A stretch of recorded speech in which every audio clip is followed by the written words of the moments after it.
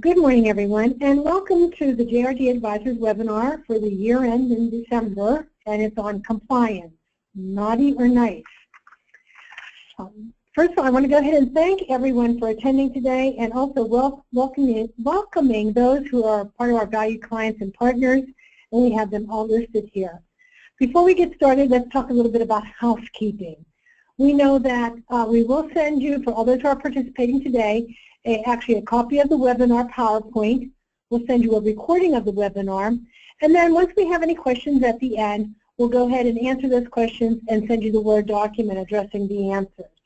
And again, to remind you, if you do have questions, they are addressed at the end of the webinar, so just go ahead and type them in. And when we receive them, we'll go ahead and respond to you. So with that, let's go ahead and get started. Kind of a short agenda. Talking a lot about requirements as to disclosure reporting. And and again, as we think of it, December already, and many of us have come to the end of our plan years. We have a January to December plan year.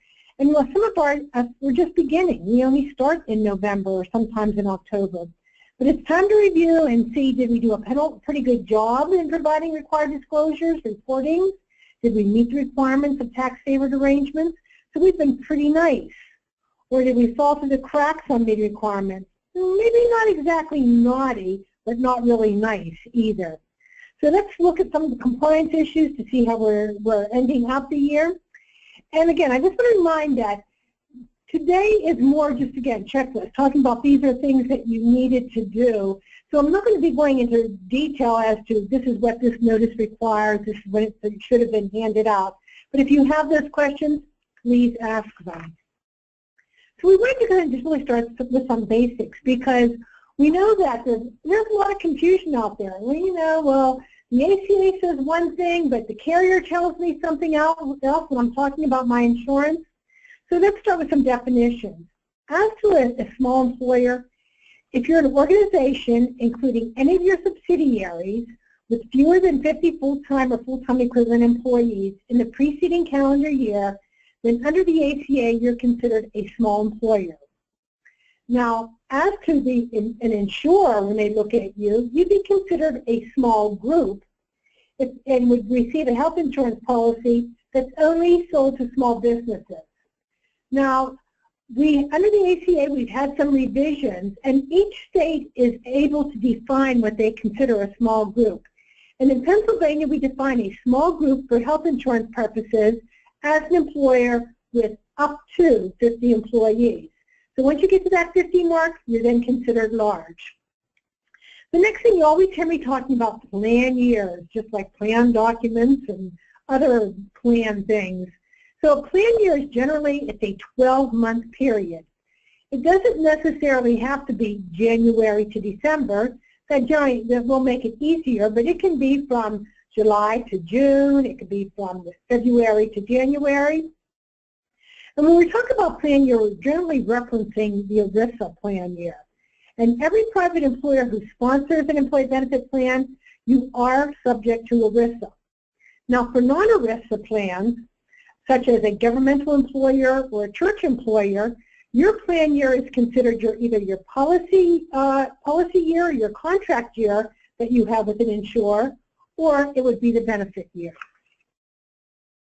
So let's start with some of our disclosures. And we always start out with ERISA and talking about that ERISA requires that every welfare benefit plan has to be established and maintained in writing. So the one thing that I like to talk a lot about are the writings. And a writing means actually a plan document. And the plan document is the document that you as the plan administrator or employer, it is how you govern your plan. You have information in there about who's eligible, whether employees have to pay a part of the premium, how many hours they have to work, what benefits they'll get, medical, dental, vision. And then the next required disclosure document is called the summary plan description. And what an SPD is basically, it's just a summary of that plan document. It's a much shorter document than the plan document. And as a reminder, you have to automatically provide SPDs to plan participants, but the plan document you just have to keep on your actual business premise, and it has to be available if a participant ever wants to review it. So then the next thing we talk about as to disclosure, we talk about, and actually we're kind of jumping around a little bit, an SMM, a Summary of Material Modifications.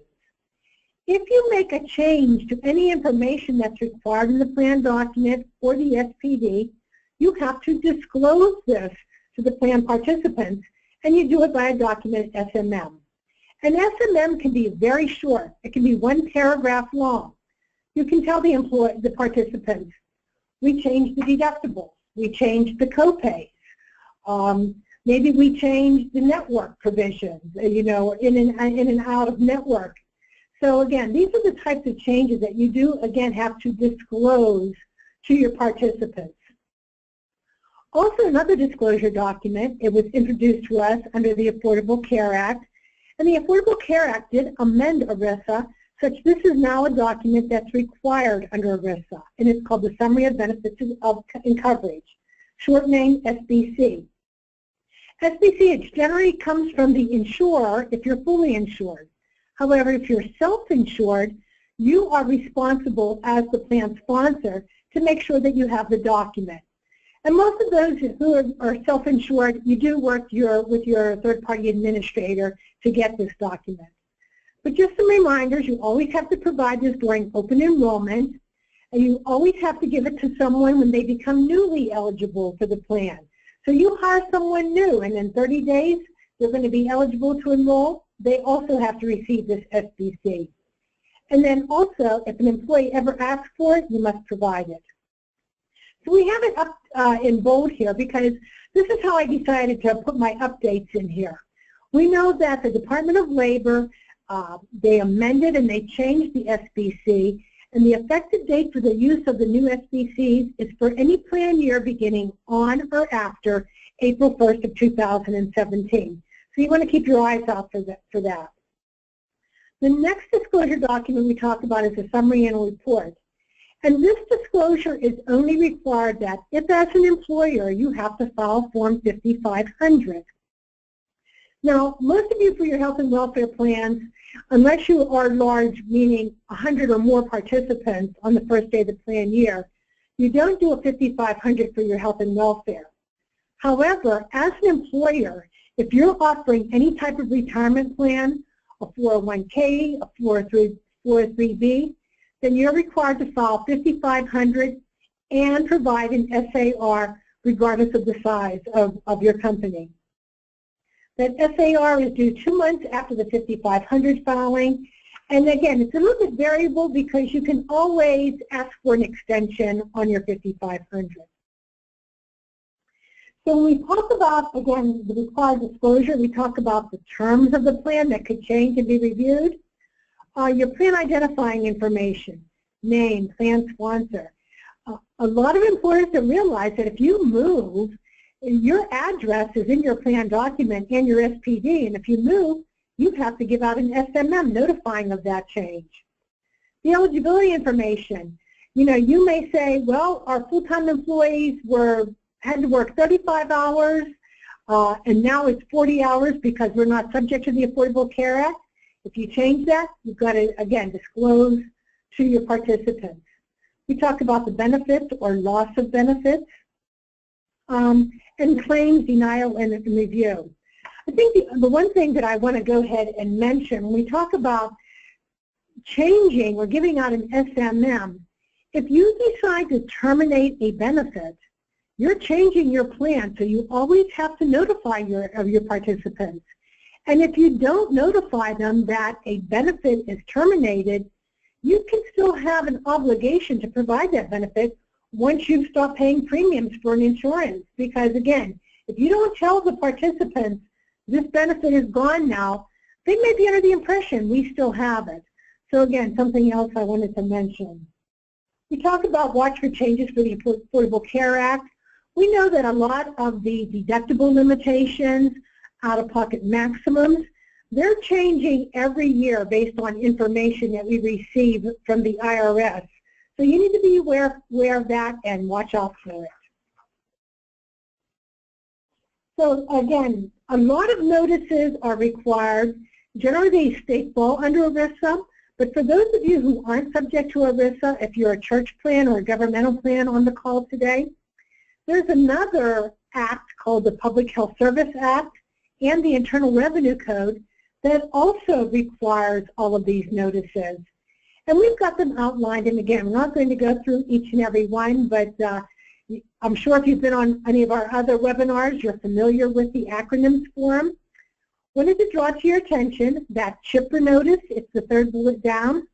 That notice was updated as of July 31st this year. So when you're handing that out, make sure you're giving out the most current notice. The Medicare Part D notice, that hasn't changed for a couple of years, so you may be just using the same one. But again, our HIPAA notice of privacy practices, this comes into play because as a self-insured employer, you're subject to HIPAA and you have to give out this notice. And a lot of employers don't realize when we talk about self-insured, that includes your health flexible spending account or a health reimbursement arrangement, not necessarily just your major medical plan. And then COBRA notices are also another reminder that you need to provide those. So other disclosures, remember, every new hire, they have to receive that exchange notice within 14 days of hire. As to we just mentioned the Part D notice of credible coverage or non-credible coverage goes to participants. But you also have to let CMS. CMS stands for the Center for Medicare and Medicaid Services. You have to let them know about your plan. Is it credible or non-credible? You have to disclose that within 60 days of the beginning of your plan year, and it's done electronically on the CMS website. Another disclosure that this one, we forget about this one a lot. And we're talking about imputed income. Now, as an employer, we have to remember, if we provide group term life insurance to our employees as a benefit, the first $50,000 of that life insurance is tax-free. I always like to call it tax-favored. So in other words, there are no taxes paid on it. However, if that benefit exceeds $50,000, the employer is then supposed to be taxed not on the actual benefit, but on the cost of the benefit for any amount that goes over $50,000. A lot of employers will just go ahead and impute it at the end of the year, and that's a good practice because generally this is not a huge dollar amount, but some employers also will impute it during the year, during each pay period. Another imputing situation that we have to be aware of, if you're providing for coverage for domestic partners for your employees, if as an employer you're paying for any of that domestic partner coverage, you have to go ahead and impute that income, and you impute it based on the fair market value of the coverage the domestic partner receives. Why domestic partner coverage has to be imputed is because under the tax code, it says that only employees, spouses, and dependents can receive benefits on a tax-favored basis. A domestic partner is not a spouse. So again, they can't receive it tax-favored. So keep that in mind when you're going through your list of things that have you been naughty or nice as to doing it. So let's just go ahead and review and go through just a quick checklist. So did you make changes to co-pays, co-insurance? Did you remember to do that SMM? What about eligibility requirements? Did they change at all because of the change of work hours? A reminder, your waiting period cannot exceed 90 days. You can do first of the month following 60, first of the month following 30, but you can't do first of the month following 90. Under the Affordable Care Act, still no annual limits for essential health benefits. Your out-of-pocket maximums for 2016, $68.50 for an individual, $13.7 for other than an individual. Those are increasing to $7,150 and $14,300. What about your grandfather or your grandmother status?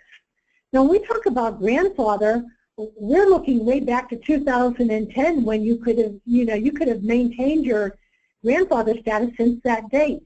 But if it's changed, since then, you have to give a notice out about that and disclose that to your participants. And we did mention the SMM again. So now let's talk about our reporting requirements that we hopefully were pretty nice in getting done. The first one I want to remind you about is providing that employer-provided coverage, reporting it on a W-2.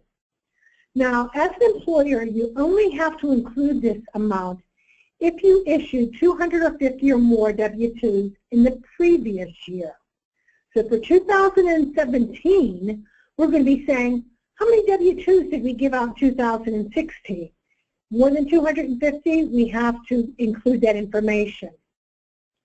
I always like to caution, some employers will say, you know, well, we're smaller. Maybe we only have 50 or 60. We're not near that 250 number.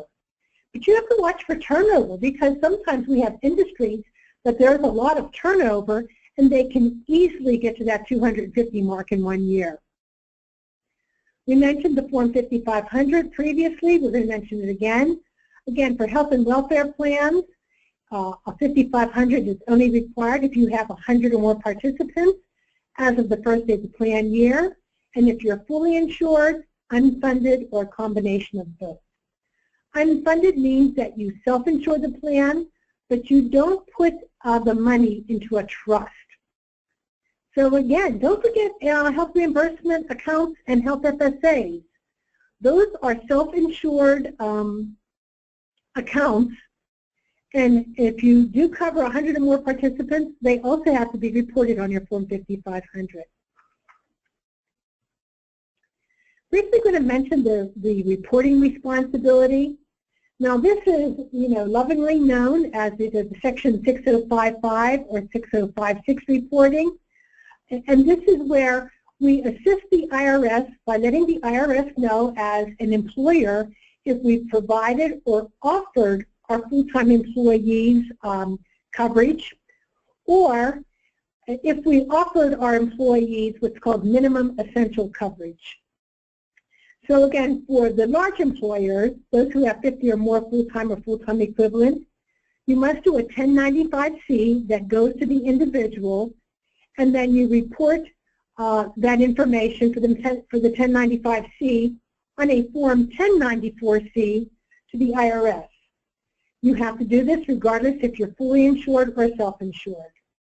Now, if you're a small employer, you don't have 50 or more full-time equivalent employees, but you have a self-insured group health plan, and this means your major medical plan, not necessarily an FSA. You're required to file a Form 1095-B and a 1094-B. So for reporting, we're going to do a real quick checklist. First of all, whenever we need to see if we have a reporting requirement, we always look to the previous calendar year. So to see if we have a reporting requirement for 2016, which is due in 2017, we have to look back to 2015. Now, if you kept that straight, you're really doing a good job. So we looked for 2015 to see if we had 50 or more, again, full-time equivalent employees. If we did, we have to report our 2016 coverage that we offered. Less than 50 and fully insured, no reporting responsibility. So if you do have to report, what kind of information should you be looking for? What do you need to be gathering from your payroll system and your benefit system? The name of the employee, the security number, address, just general information. The coverage that you offered, and or if you did offer coverage, the cost that the employee had to pay for the lowest available option. And again, that's only the employee share of the cost, not the entire cost of the coverage. If they covered other individuals for self-insured plans, and then if you did cover other individuals, their social security numbers or their dates of birth. So including, again, continuing with the reporting checklist, we need this information for the 1094-C. Again, this is the form that goes to the IRS. So you want to make sure that you've got all this information. Your number of full-time employees, and then your number of total employees. Both of those numbers go on separate columns on your 1094-C. The months where you offered minimum essential coverage, and the months in which you met any type of what's called transition relief requirements. Now, this one gets to be a little bit sticky because last year we had several transition reliefs available to us. But as of 2016, most of those transition reliefs went away. One that remained was for any group that had a non-calendar plan year and that did not have 100 participants for the plan or 100 employees. So in the transition relief was that if you were what was called a mid-sized large employer, you had 50 employees but not 100, you could say, I didn't have to comply until late in 2015, or whenever my plan year started. So the example I have is that you had 50 employees in 2015. So you were eligible for transition relief in 2015. And your plan year started in September 2015. So that transition relief was available to you up until August of 2016. You want to keep that in mind because you need to include that on your 1094-C and your 1095-Cs. Otherwise, you could be opening yourself up to a penalty that you're really not subject to. As our checklists continue, remember these control groups. You know, are you just a member of or a subsidiary of more companies that your employer or the owner of, the owner of the company owns? So do they, the actual owner of the company, do they have 3 or 4 companies?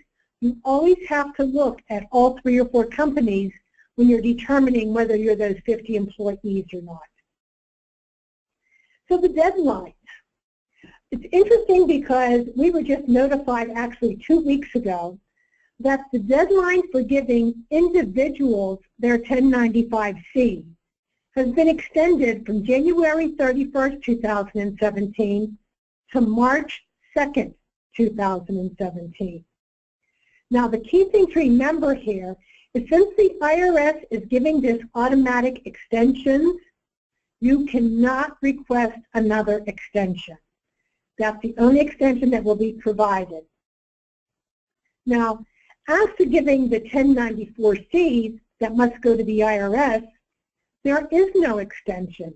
The deadline remains at February 28, 2017 if you file under 250 forms, and March 31st, 2017 if you file more than 250 forms. Now, I thought this was interesting because when I read it, because even though the requirement to give the employee or individuals is extended to March, if you have to file with the IRS the Form 1094-C and include copies of 1095-C, you still have to do that before you have to give the individual the copy. So again, this is just, again, our government at work where it's kind of like, I don't think they think through the whole situation. After your 1094-C, you can receive an extension for that. It has to be requested, and it has to be requested using Form 8809. The next slide, I just included a little chart for you that you may want to print off and keep at your desk, showing what size employer you are and what form that you have to use or provide. So our next section, we're moving to tax-favored arrangements. And we're going through this rather quickly today, so we're going to hopefully have lots of time for questions. So when we talk about tax-favored arrangements, remember under the Internal Revenue Code, you're supposed to count as taxable income anything that you receive that has value to it. So when an employee receives a health insurance coverage from an employer, believe me, that's a lot of value, and you would think that it should be taxable. Well, the tax code goes on to tell us, well, it should be included unless there's an exception. And the Internal Revenue Code does provide an exception for benefits, employee benefits provided by an employer. So that's why health insurance, be it medical, dental, vision, is not included in taxable income. So we want to make sure that you're meeting all requirements, though, so you stay in that tax-favored basis. Now remember that group health plans must comply with the ACA market reforms. And generally the market reforms are that they have to provide cost-free preventive services at 100%, and there's a prohibition on having any lifetime or annual limits on what's called essential health benefits. So what we discovered, based on what the IRS told us back in 2013, that when we offer a group health plan and we offer also a health reimbursement arrangement in conjunction with that group health plan, that in order for that HRA not to be subject to these ACA market reform mandates, our health reimbursement arrangement must be integrated with that other group health plan. So what that tells us is that we cannot have a standalone HRA. A standalone HRA would be where we would tell the employee, oh, go get your own insurance and then I'll give you $4,000 out of your HRA. That is no longer permissible. So again, your HRA must be integrated with another major medical plan.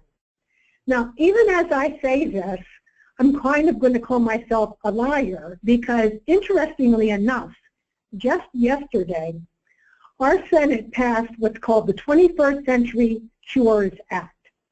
The House voted on this act last week, and it passed the House. So right now we're just waiting for the President to sign this into law, which he has said he is going to sign. And this, first of all, this act is 1,000 pages long. It has a lot about mental health parity. It has a lot about preventive services, but it also has hidden in it, it talks about health reimbursement arrangements, and specifically health reimbursement arrangements for what's called a qualified small employer. A qualified small employer is an employer that has less than 50 full-time or full-time equivalent employees. Under this Cures Act that was just passed, a small employer would be permitted to go ahead and provide a standalone HRA. This would only be effective as of January 1st, 2017. And there's a lot of information in it, and it's too much for me to go into it right now. But however, I wanted to make you aware of it. This really is breaking news. Again, Congress just passed it around 4:30 yesterday. So I need to make you aware of it, and you probably want to go ahead and watch for our newsletters because there will be more information in it. Getting back to HRAs, the other thing you need to be aware if you're a large employer, and also for right now a small employer, that as of January 1, 2017, in order for a spouse or a dependent to be reimbursed any expenses from an HRA, they must also be enrolled in the employer's major medical component group health plan. So again, that's another big change. When we talk about health flexible spending accounts, as a reminder, in order for them to be accepted from the ACA, again, no preventive services, no lifetime limits, they have to be accepted, and how they can remain accepted is that the benefits available to an employee under that FSA cannot exceed more than 2 times the employee salary reduction election, or if greater, $500 plus the employee salary reduction. So when we look at that, what that means is that if the employee would elect $500, the employer can't say, geez, you elected $500, I'm going to give you an additional $2,000, because the benefit would now be $2,500, and that $2,000 the employer is giving is more than 2 times the $500 the employee elected. Or likewise, we may say to the employee, I'm going to give you $750 for your health FSA. We have to be very careful, Because if an employee says, geez, the employer is giving me $750, I'm not going to put anything into the health FSA. Well, if the employee puts 0 in, $750 would be greater than $500 plus the employee's election. And there again, your health FSA would no longer be accepted, and it would be subject to the Affordable Care Act. And as a reminder, we know our cafeteria plans, they're also tax-favored arrangements because we do pre-tax. It's a way that employees can pay on a pre-tax basis for the insurance premiums, and there are requirements under the Internal Revenue Code that must be met. I wanted to add under tax-favored arrangements this year just a little bit of a conversation about health savings account. And I only mention it because just this week I've had several questions, and I'm like, if I'm receiving these questions, I think there may be some clarifications that need to be provided. So the first thing is we always have to remember an HSA is an individually owned IRA. The employer doesn't own it. Each individual person or each individual employee owns it. And it's a type of an account. It's called a custodial or a trustee account. So it has to be placed in the hands of either a trustee or custodian. HSAs are generally not group health plans. So they're not subject to ERISA, not subject to COBRA, they're not subject to HIPAA. And I say generally because sometimes an employer can take certain actions which when they try to exercise control over an employee's HSA, it would then bring that HSA subject to ERISA and the other federal laws. Let's talk about eligibility. Who really can go ahead and either establish or go ahead and continue to contribute money to an HSA? You have to be, first of all, enrolled in what's called a qualified high deductible health plan, and you must be enrolled in that plan as of the first day of a month. So if I join a qualified high deductible health plan and my employer says, well, your coverage starts the day that you're hired, and I'm hired on June 15th, I can't open an HSA for the month of June because I wasn't covered under that qualified high deductible health plan as of June 1st, the first day of the month. The next eligibility requirement is that the individual cannot be claimed as a tax dependent by someone else, and they cannot be Medicare eligible. And when we talk about Medicare eligible here, we mean actually enrolled in Medicare. We're going to talk about that in a little bit more in another slide. So as the contributions, an employee can make contributions to an HSA on a pre-tax basis by making the contribution to an employer's cafeteria plan, if the employer has established a cafeteria plan and permits that contribution. Also, an employee can do what's called using an above-the-line tax deduction. In that type of situation, the employee writes the check to the custodian and says, here, put X amount of dollars into my HSA, and then when the individual files their income tax at the end of the year, on their 1040, they can make an above-the-line deduction before their adjusted gross income as to the amount they put in the HSA. That's how it becomes pre-tax in that situation. As to the employer making contributions, if an employer contributes to an employee's HSA and it's considered outside of a cafeteria plan, then the employer has a non-discrimination requirement that it must make comparable contributions. And comparable contributions means that the same amount of money has to be contributed to those who are in an HSA based on either their tier of coverage or based on a percentage of their deductible. So in that situation, the employer can't say, well, if you were hired in 2015, you'll get $500, but if you were hired in 2016, you get $250. That would not be comparable, so, and again, that would be discriminatory. Now, the other way the employer can make contributions is actually through a cafeteria plan. And again, the employer can establish a cafeteria plan, and it may set up the requirements and say, if, Mr. Employee, you contribute $500 to your HSA, I'll match you $500. When an employer does something like that through the cafeteria plan, the contributions don't have to be comparable. So in that way, one employee can do $200, one employee can do $1,000, and based on whatever the employer is going to match, they would be okay.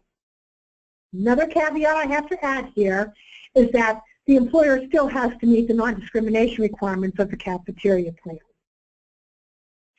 So as a contribution amount, we know that for 2016, for a person covered under a self-only tier of coverage, they could contribute $3,350.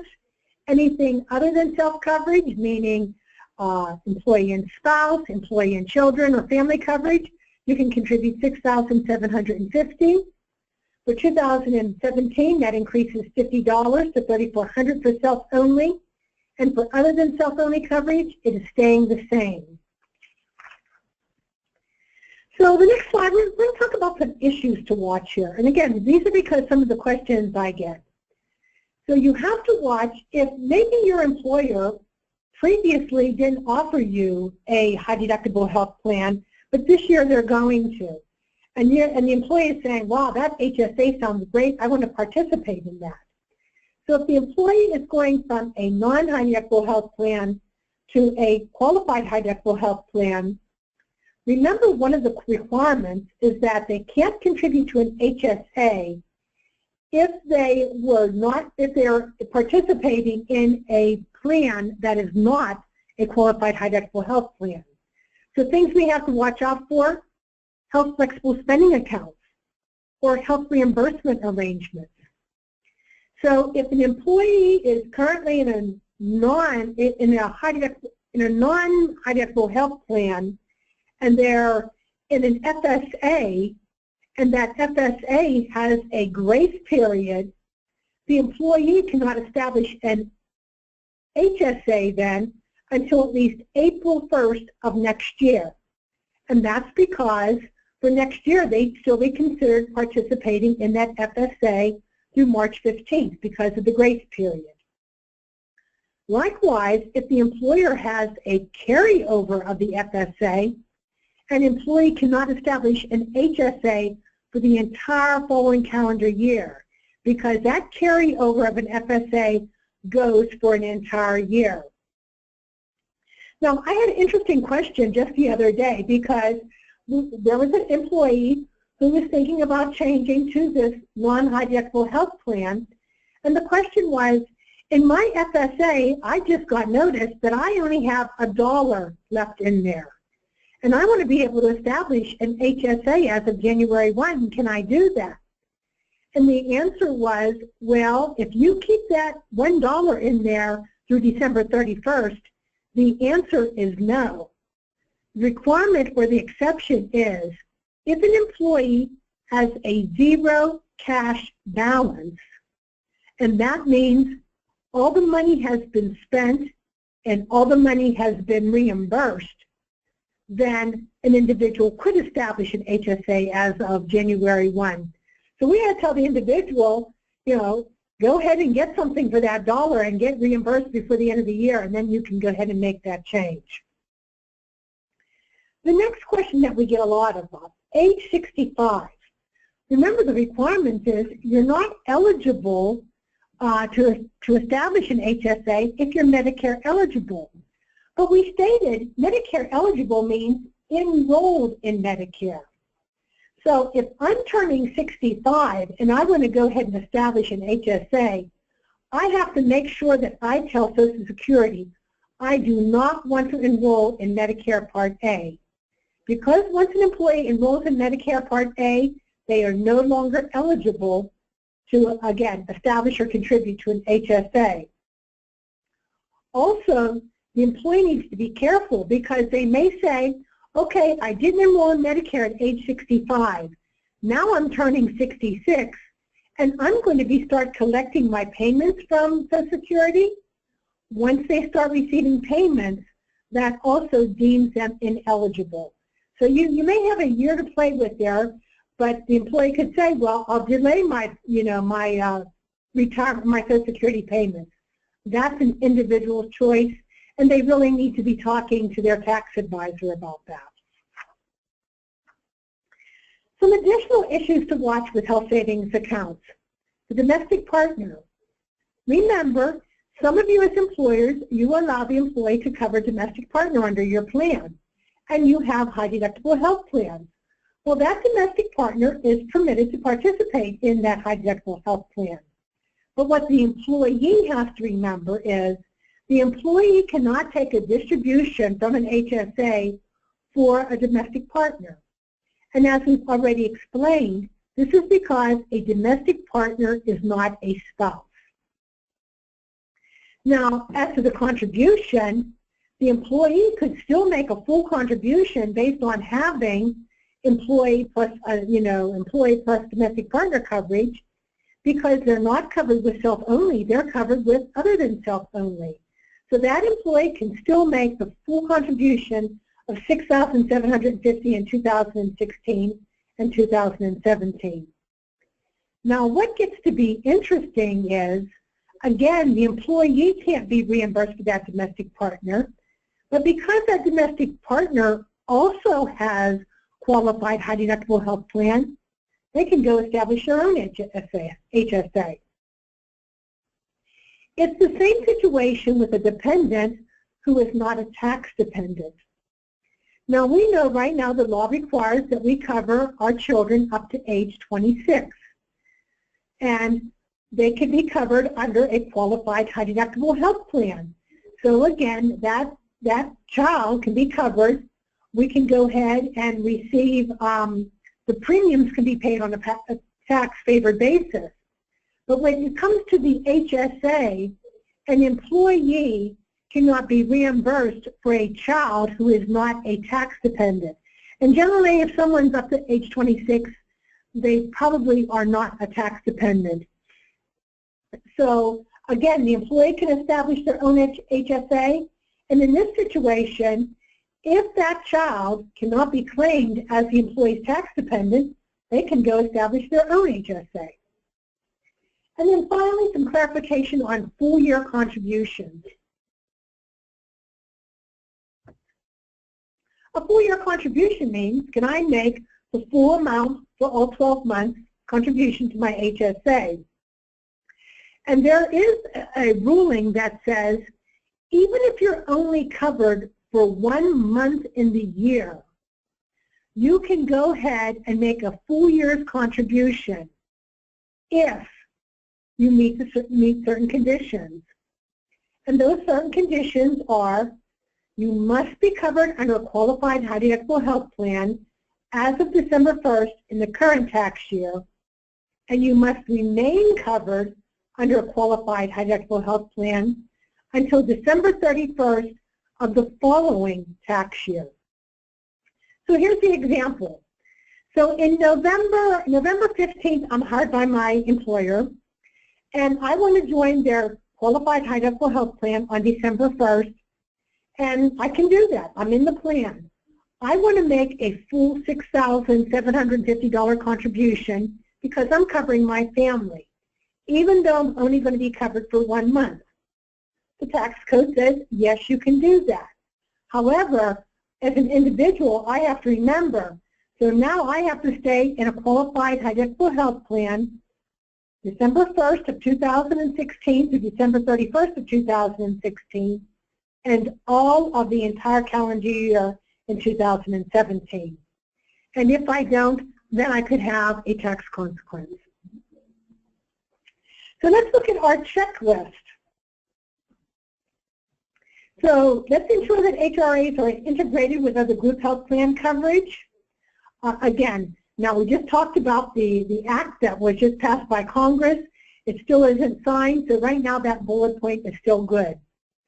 Ensure that for your spouses and dependents, that in order for them to receive reimbursements from the HRA in 2017, they are also covered under your other major medical group health plan. You can only reimburse allowable medical expenses. You cannot reimburse individual policies under an HRA. Make sure your FSA remains accepted. We already talked about that. As a reminder, FSA contributions are going up for 2017, and the employee can make a $2,600 contribution. We talked about grace periods and carryovers. You can have one or the other. You can't have both for your FSA. And again, I think we're just repetitive on the next bullet points. The Affordable Care Act, just some reminders. A large employer, 50 or more full-time or full-time equivalent employees, you have to offer minimum essential coverage. That coverage also has to be affordable, and it has to be minimum value. Penalties are applied if you have a full-time employee, goes to the exchange and gets a subsidy because you didn't offer that type of coverage. We mentioned common control again to watch. We go quickly into the checklist. You need to document whether you are or are not a large employer for your for 2016 and also for 2015. And then figure out if you're going to be a large employer for 2017. Remember common control. Have you counted all those common control employees? Make sure coverage is minimum value.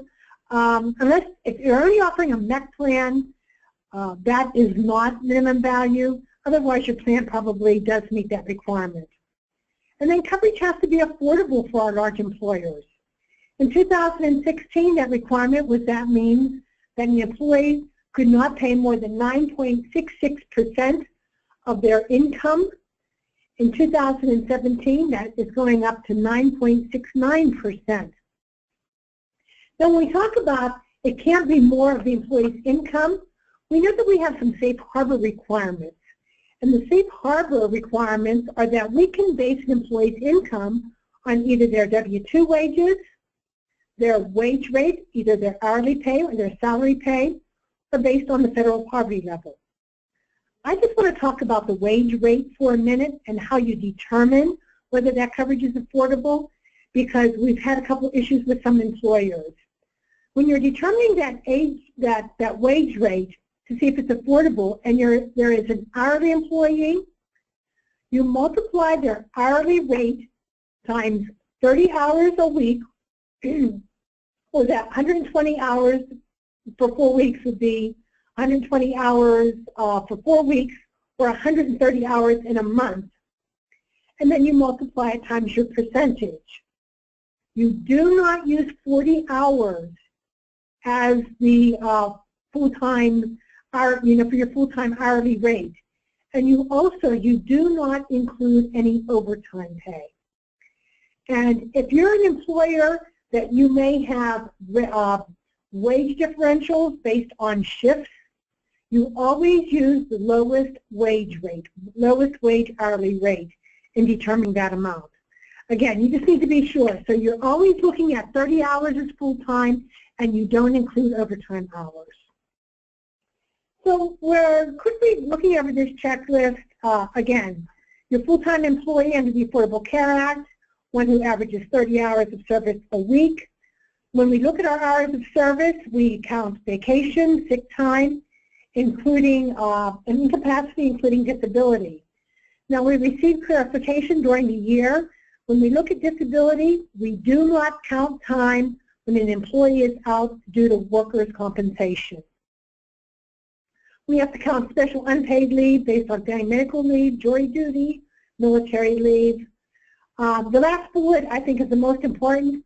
Make sure that you always collect a waiver from the employee if they are waiving that coverage. That is your proof that you offered coverage to an employee.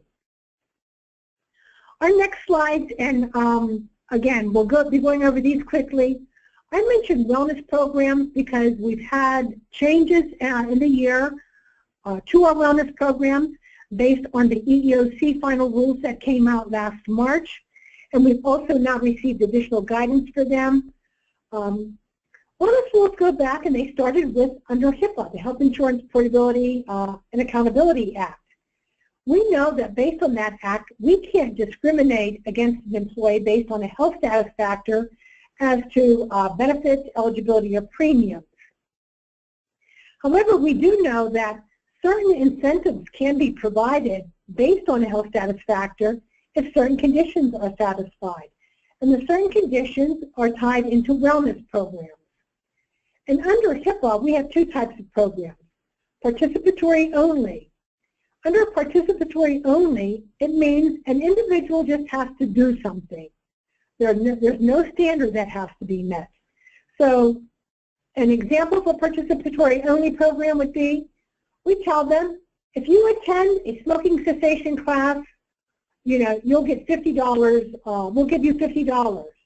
We don't care if you stop smoking, you at least went to that class. Or maybe if you attend a nutrition class. Again, there's no outcome required. The next type of program is called health contingent. And under health contingent, there's two arms. One is activity only, and one is outcomes based. Again, activity only means you must complete an activity related to a health status factor. Outcomes based means you must meet a standard based on a health status factor. And the most popular outcome-based requirement that has to be met is that if a lot of employers will say, if you're a non-smoker, then we'll go ahead and give you an incentive, maybe decrease your premium.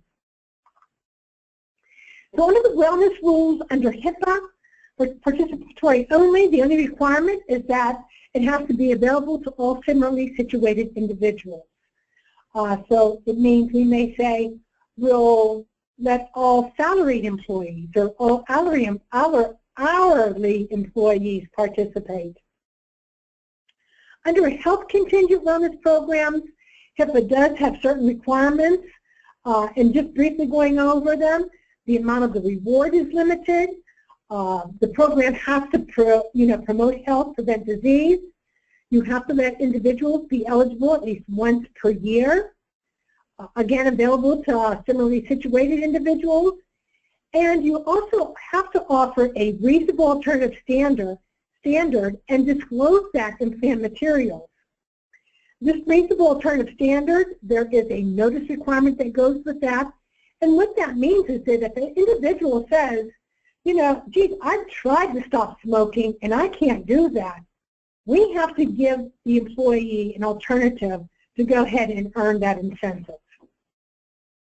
Now we know besides HIPAA, wellness programs also have to comply with the American with Disabilities Act and the Genetic Information Non-Discrimination Act.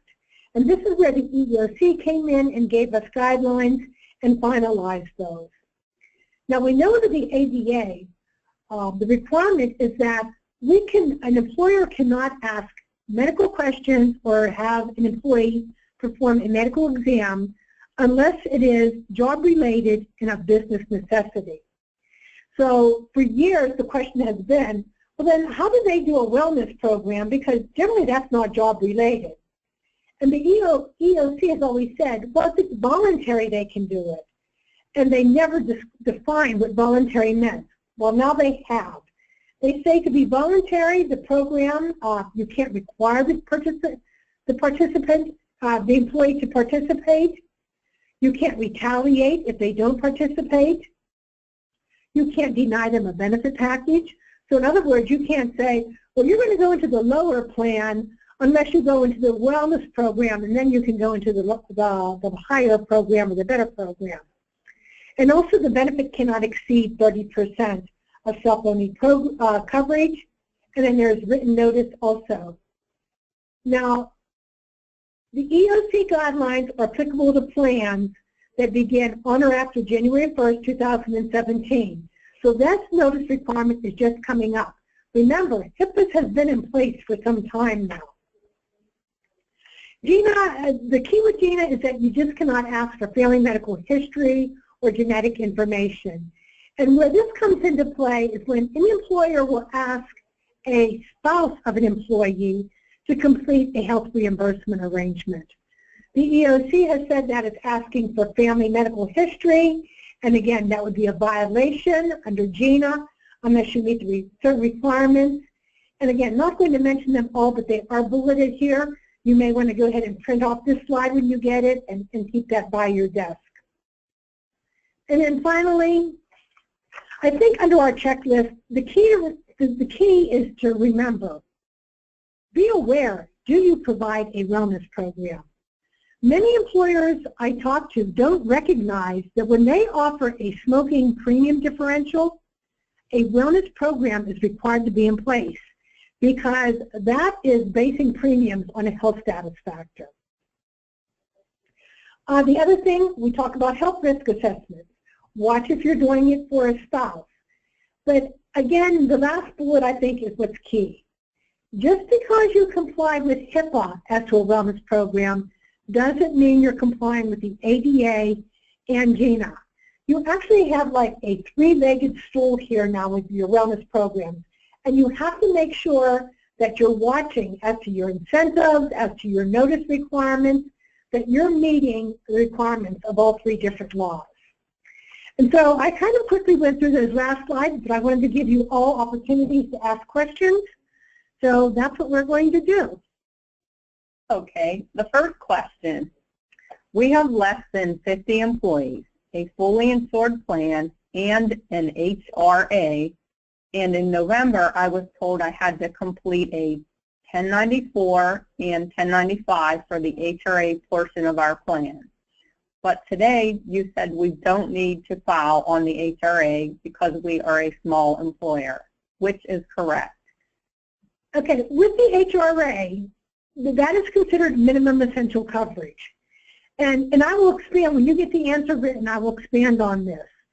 And again, it's because whether the HRA is integrated with the group health plan and how it's integrated. And if it's sponsored by the same plan sponsor, then generally, once you're reporting MEC for your group health plan, then you don't have to report your HRA as MEC also. However, if it's not by the same plan sponsor, then you would have to report those separately. So again, I will outline that more as to those bullet points in the responses when I write them out, and you'll receive that then.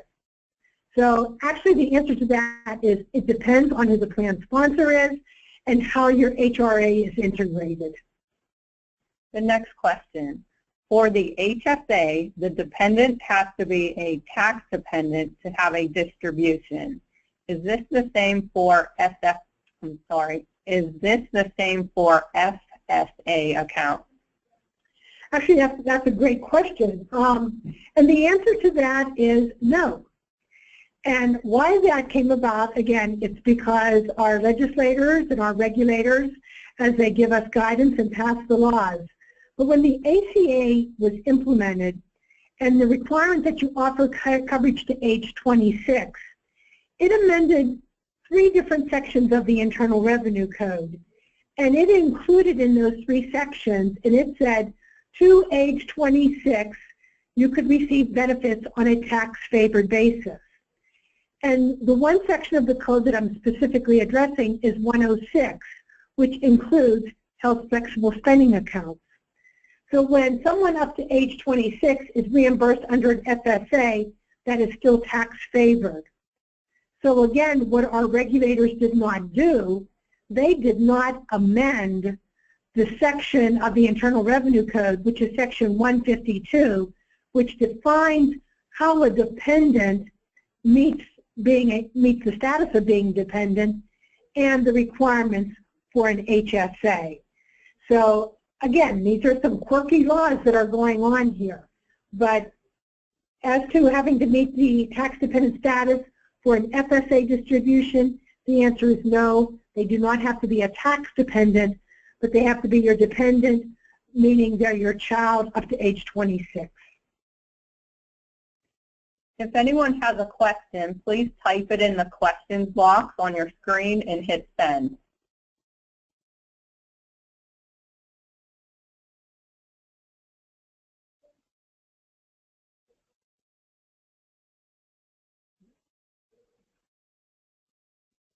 Okay, no other questions coming in? And again, I provided a lot of information, a lot of checklists for you to look at. So as a reminder, we will be providing you the PowerPoint. You will receive the recording. And once I answer the questions that we have received, you'll also receive a Word document that has those answers attached. Okay. Well, since we don't have any other questions, I'd like to take this opportunity on behalf of JRG. We wish all of you the happiest of holidays and hope that they are all safe for all of you. And that hopefully we will see you next year as participants in our webinar series for 2017. So thank you very much and have a good one.